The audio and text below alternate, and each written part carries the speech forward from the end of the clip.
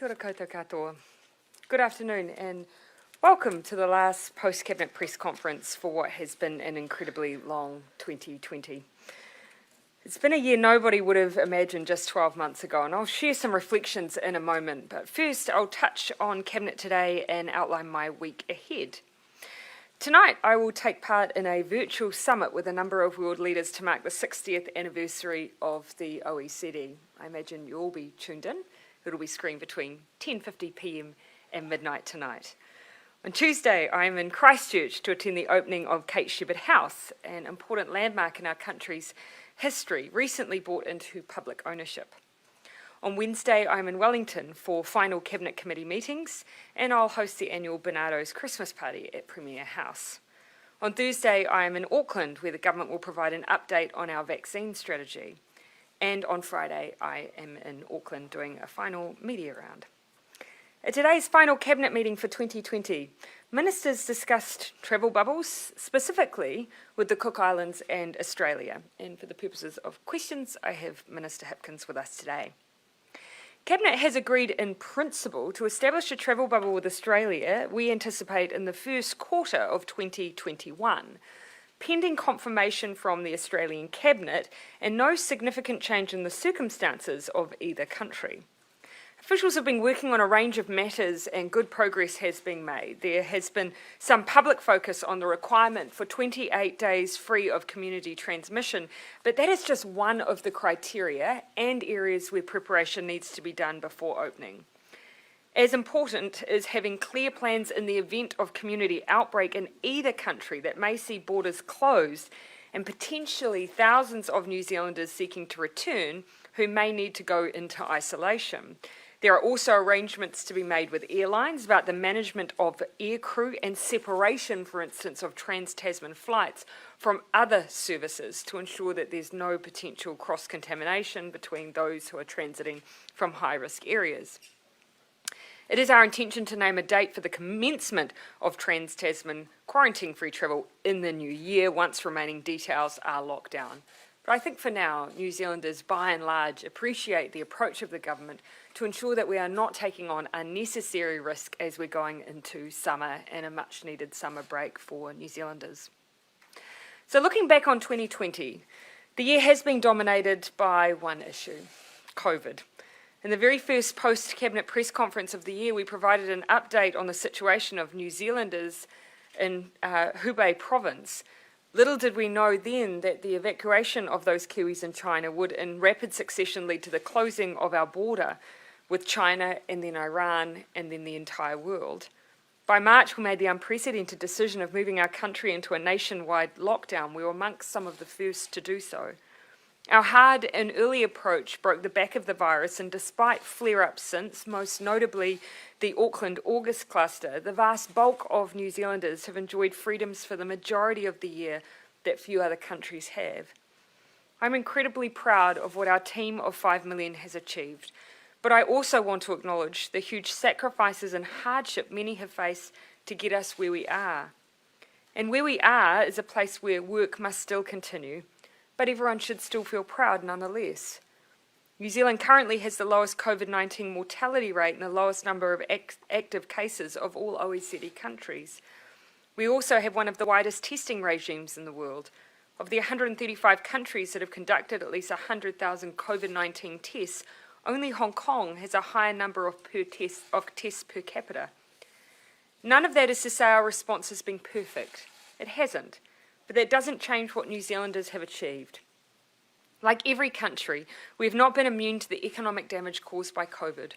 The world has seen the largest economic downturn since the Great Depression, and the long-term impact will be with us for some time as we recover. But just as our health response has put us at the front of the pack globally, it's also meant our economy has recovered better than expected. Many indicators at year's end has shown our economy performing better than expected, in the half-yearly economic forecast and third quarter GDP due this week are anticipated to show the economy bouncing back strongly. Unemployment at 5.3% has come in significantly lower than expected, and the government's books are already showing signs of improvement, with the deficit to the end of October coming in 4.8 billion better than forecast at Prefu. So while we'll continue to face a challenging economic environment for some time to come, there is no doubt our actions today have put us in a stronger position. So before we head to questions, I again want to thank everyone for the part that they have played. This year may have been dominated by COVID-19, but for me, it was the year of the team. It was our response that I urge people to remember as we head into the holidays, and a well-deserved break for those who get one. And on that note, I do want to pay final tribute to our essential workers, our frontline border service staff, our service and hospitality workers, and all those who are working in our managed isolation facilities. People who won't get a break as they work to keep us safe over the summer months. We owe you all a debt of gratitude. Now happy to take questions. Prime Minister, on Ihu Mātau, did a deal go to Cabinet today, and when will anything be able to be announced? As per my usual practice, when we have any announceables from Cabinet, we'll be making announcements on those at the appropriate time. Is that Waitangi Day?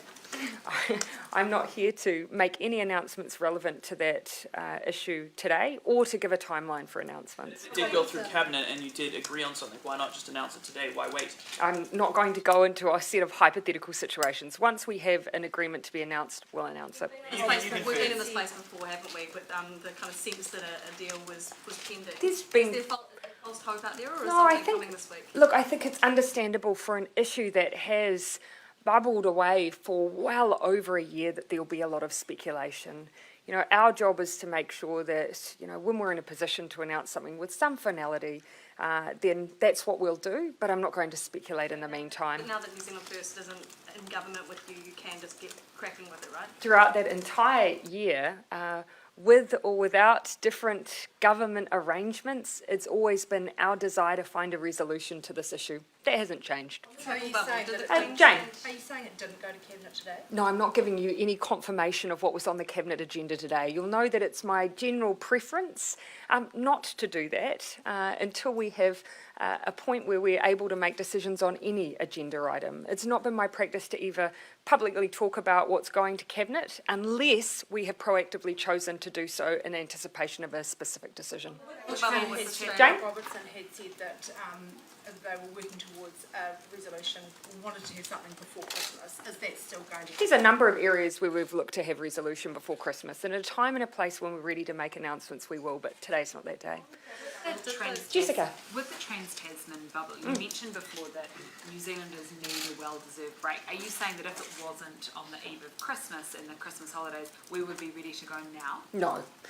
No, but there are other things that need to be worked through. Segregation of staff, making sure, and I'll ask the Minister to comment on this as well, making sure we have contingency in place. If there were an outbreak, for instance, in Australia, and it's not a hypothetical, there have been several, we would need to make arrangements to have potentially thousands of New Zealanders brought back to New Zealand in numbers that we wouldn't be able to facilitate necessarily in managed isolation. So making sure we have in place contingency for how that will work safely is a key part of us being able to finalise these arrangements.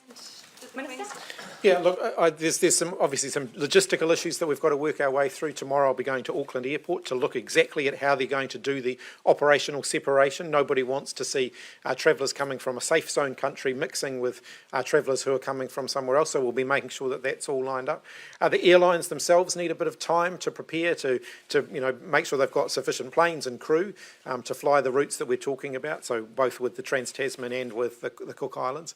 So we're working through all of those things at the moment, and then of course, as the Prime Minister's indicated, we've got to have resurgence plans in place, because if we end up with tens of thousands of New Zealanders in Australia, then we would not be able to bring them back through our managed isolation facilities, so we would have to have alternatives in place in the event we had to bring them home. What kind of alternatives are you talking about? Well, just the ability to ensure that if there is an outbreak and people have been in a high-risk area, that we're satisfied that they will be complying with a public health standard that keeps other New Zealanders safe.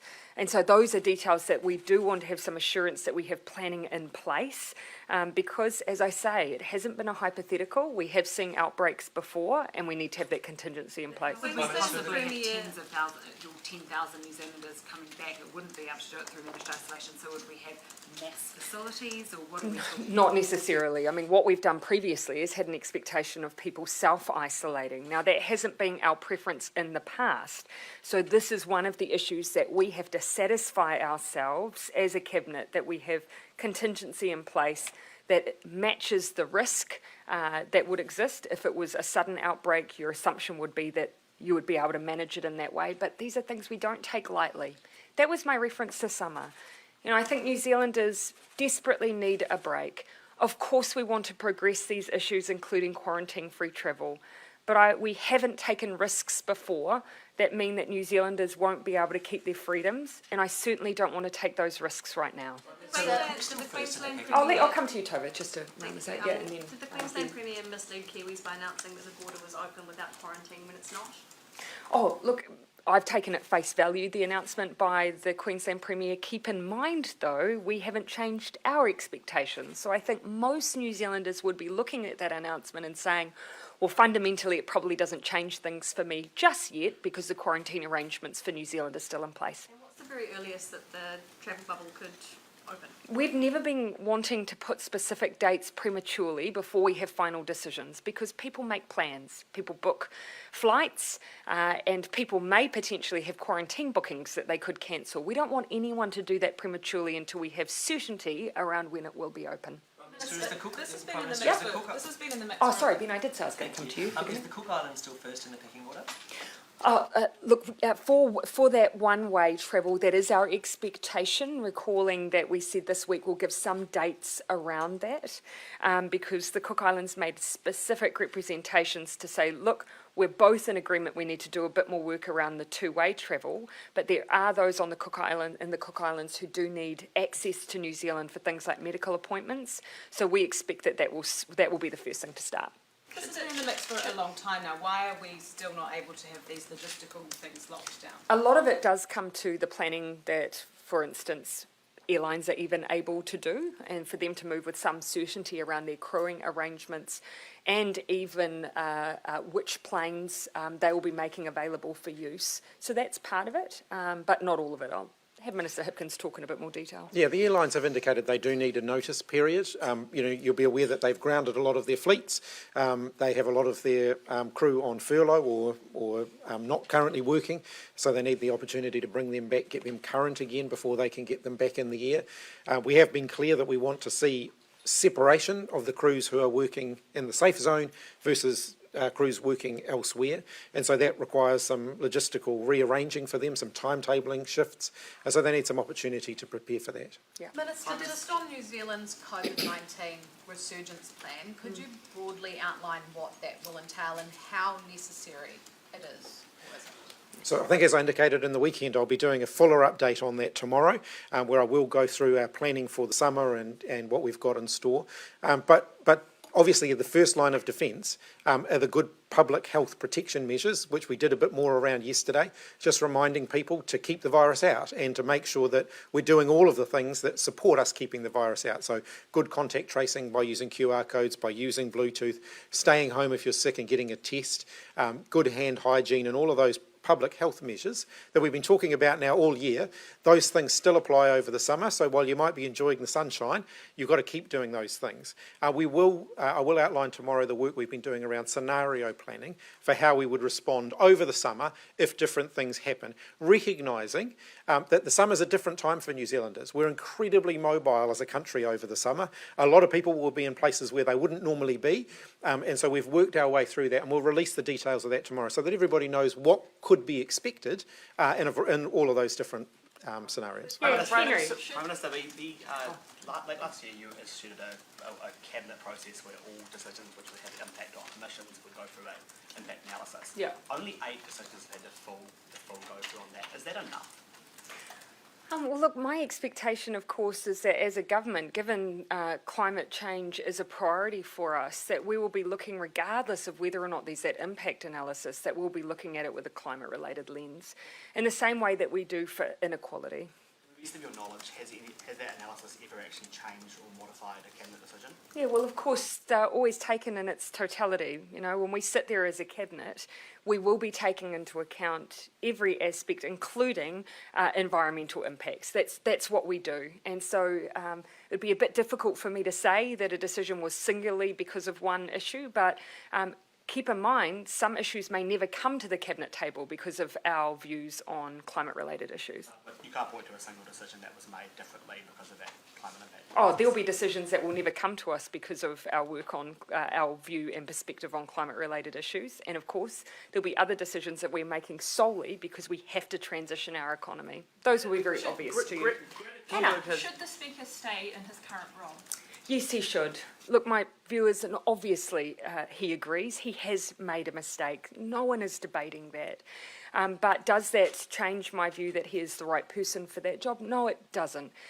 We have to acknowledge as well, the speaker role, despite being independent of the government, is a politicised position. There'll be very few speakers who haven't had at some point an opposition party call a confidence vote or a question of confidence on them. Upheld the standard that you expect? Oh, he has made a mistake. No question here, and I'm not going to defend that. At the same time, he has also instigated a piece of work to try and make Parliament a place that meets our expectations for workplace safety, for bullying, for women to be safe. Those are all things that I utterly support his work around. Have you sought an explanation from him around the false accusation that he made? So what we have spoken. What particularly was important to me and also to him is that he remains answerable to Parliament. His role is on behalf of all MPs, not just leaders, not just me. So his decision that he wants to appear to a select committee on Wednesday so that he can give details and answer to the best of his ability to the whole of Parliament, I think is the right thing to do. Writing Refused it to off is answer to just. Parliament last week. He was given the opportunity to make a statement at the start of question time and he repeatedly refused to do that. Yes, well, of course, there will be things that he can and cannot do as a result of the agreements that are being signed. Of course, his view is that he can appear before Select Committee. That's the right thing to do. He's proactively booked in for himself to do that on Wednesday. Writing it off is. Oh, it's not for him to apologise to me. He represents and serves on behalf of all of Parliament, but he absolutely acknowledges that a mistake has been made. So I think that serves as such. To the taxpayers, of whom he wasted $333,000. Don't think there's any sense here that he is in any way defending or in any way blocking the view that he has made a mistake. It is very clear. We wouldn't be having this conversation if he hadn't. However, it is also for him to make sure he's available both to parliamentarians and therefore to taxpayers to give explanation over what has happened here. Writing it off as politicisation, but glib, given that he did waste $333,000. I don't believe that is what I've done. I don't believe I was trivialising it. Absolutely, he himself acknowledges that he has made a mistake. Do you find the timing a bit suspicious, though, that he announces that he had to fame the person and it's cost Again, $333,000 like 2 weeks Again, after only it's sworn he in is speaker? privy to the timelines here. These are not things that I'm involved in or privy to. So I think those are questions that he's best able to answer in a forum like, for instance, the Select Committee process. What would the repercussions be? What would the repercussions be for one of your ministers if they wrongfully accused someone of rape and then wasted $333,000 taxpayer money? Again, I do want to draw a distinction here. A speaker does not serve as though they were a member of the government. They do need to have their ability to operate across Parliament. That does not, however, mean that the Speaker cannot and should not acknowledge when a mistake has been made. Quite clearly it has. But I do want to give him the ability on Wednesday to give his explanation for what has happened here. Your ministers, it would be a sackable offence. And I would right? deal with it with a minister at any given time. Keep in mind, however, this is not the first time a minister's legal costs have been covered. Both parties, across both sides of the House, at some point have had to call on the provisions that cover legal costs. That is, unfortunately, not a new set of circumstances. Yeah, I'll come to the front. Look. Can you just confirm on the travel bubble to Trans-Tasman? Will that mean you get on a plane at one end, you get off at the other, there's no quarantine Correct. tests, like just Correct. as per pre-COVID? Yeah? Correct. That's right. Correct. That is why we take it very, very seriously. Correct. Jason. Thunberg has had a bit of a crack at your government over its climate change record on Twitter. Is it disappointing to see somebody of her stature criticise your efforts like this? Oh, look, so whilst I haven't seen the tweet, it's been described to me as a reference to our public service carbon neutral goal of 2025. And all I would, of course, give the context there that if that was the sum ambition of any government, then that would be worthy of criticism. It is not our sum ambition, and it is not the totality of our plans on climate change. But again, I think that it's actually for us just to get on with the business of fulfilling our obligations and expectations. She should do a little bit more research before coming No, after you. not at all, not at all. No, I'm not going to pass any judgment. As I say, if it was the sum total of what we were doing, it would be worthy of criticism. It's clearly not. But equally, I think it's only a good thing that there are people out there continuing to urge ambition and action. When it comes time to announce the travel bubble, will it be done immediately, border open in a couple of days, or will it signal that it'll be in a week and 2 My weeks' time? expectation How will is that process my work? expectation is we'll give a bit of lead time because, of course, that's where we'll have to give something definitive to the airlines. Yeah. On climate, Those Prime Minister, why is it you those missed out? provisions around I'll come back to you, Ben. Those provisions around ministers' legal costs being Yeah. covered were only expanded last year to That is cover the incorrect. speaker. Is it that dodgy timing? No, that is incorrect, and I really welcome the opportunity to explain this. So, provisions like that have always existed for ministers. Of course, there is a question over how a speaker is defined. That decision was ultimately made by the deputy speaker at the time because, of course, it wouldn't be appropriate for Trevor Mallard to decide that himself. So that decision was made by Anne Tolley on the advice of the Solicitor General. What's been conflated by the opposition is an entirely separate decision over how MPs should be treated. That was triggered by some legislative changes. That decision was taken by, I believe, the Business Committee, of which the opposition were a part of, where the Business Committee determined that MPs should be treated in that way. So quite different issues. The Speaker issue was dealt with separately.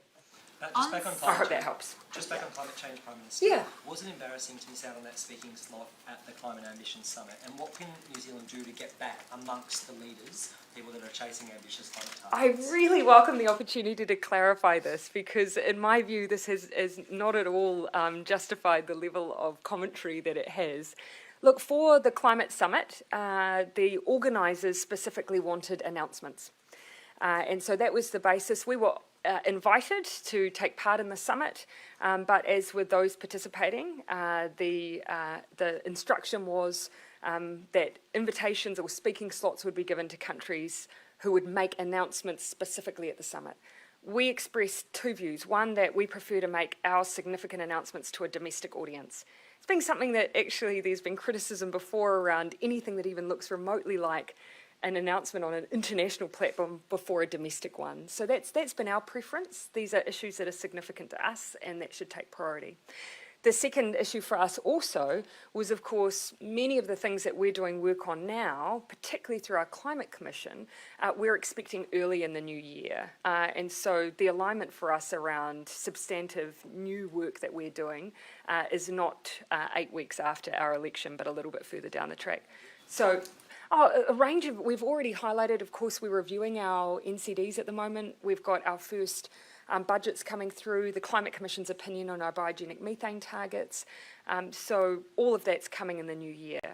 What, again, I would highlight, you can see from the Climate Summit that actually countries in various different positions, some not necessarily as ambitious as New Zealand, have been part of that because, of course, they were extending their ambition. So it wasn't a relative judgment as to who was the most ambitious, it was whether you had announceables. So that's a bit of background for you. Did Adrian or deliver a sort of rebuke to your suggestion of including house prices in the monetary policy remit?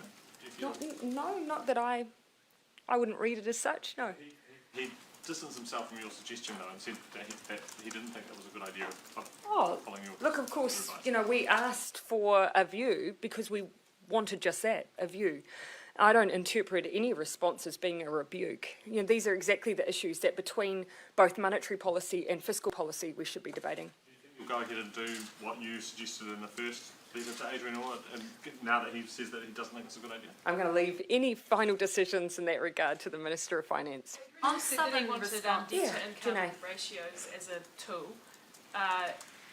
Is the government happy to give the Reserve Bank that tool? Again, you know, we're doing a range of work at the moment and have asked Treasury in particular, MHUD, to prepare a range of advice around both demand and supply side.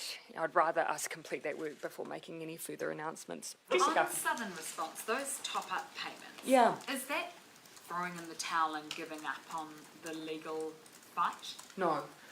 No, it's an acknowledgement of what people have gone through and what needs to be resolved. And you recall that, at the time, we very much even acknowledged the work that the Dodds had done to lead the charge on an issue that would give further clarity to the Crown on what was needed next. What's the estimated cost for taxpayers?